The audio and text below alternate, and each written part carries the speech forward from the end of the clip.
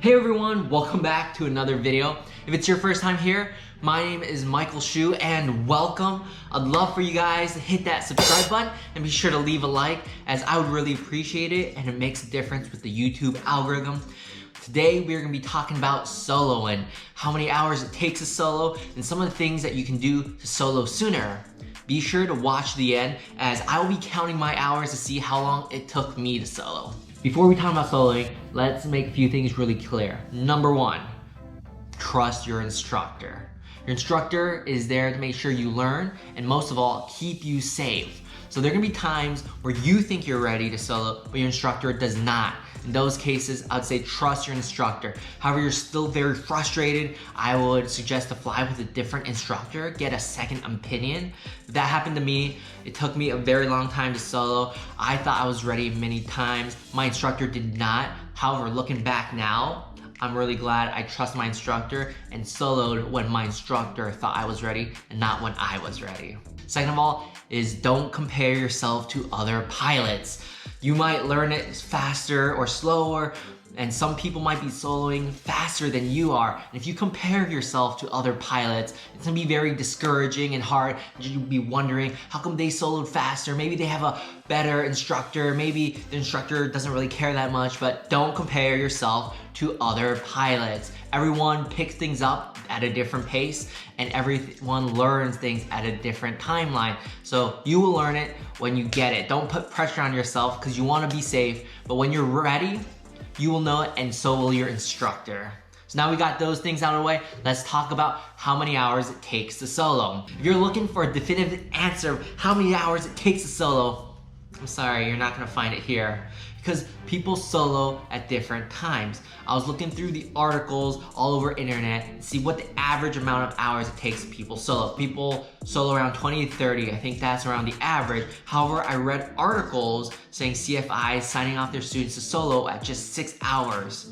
And there's some people that solo at 60, 70, 90, or even 100 hours, but that's okay, because we're not comparing ourselves to other pilots, right? So here are a few things that you could do to solo sooner.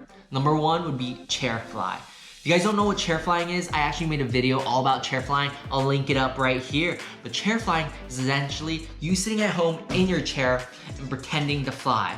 So this has a few benefits. Number one, it saves you a lot of money. So instead of paying to fly the actual airplane in the traffic pattern, you can be at home for free practicing flying the traffic pattern.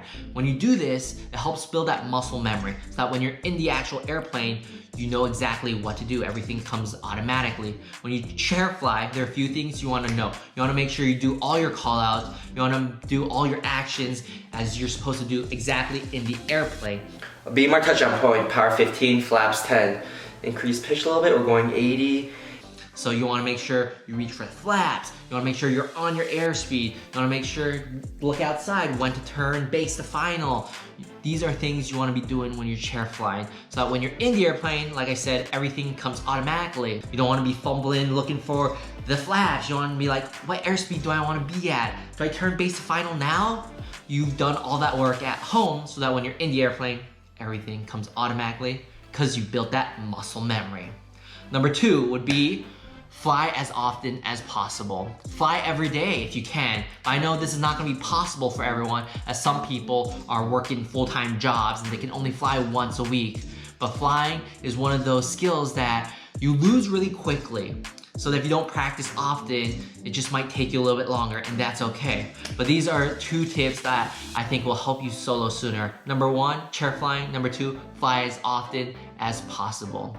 That's gonna be it for this video. Be sure to leave a like, leave in the comments below telling me how many hours it took you guys to solo, as I would love to read all the comments saying how long it took you guys. Oh wait, we have to dig through the logbook and see how long it took me, right? All right, let's go through.